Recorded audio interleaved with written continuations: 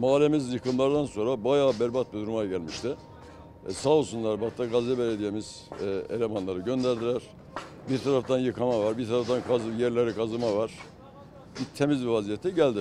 Yani şu anda gayet güzel, herhangi bir sorunumuz yok.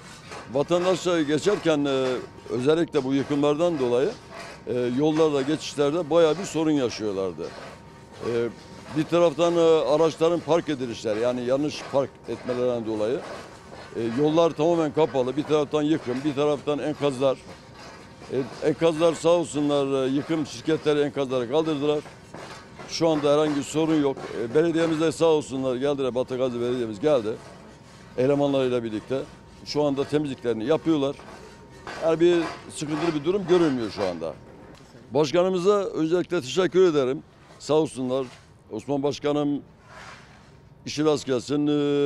Ali Bey Temizlik İşleri Müdürümüze de teşekkür ederim.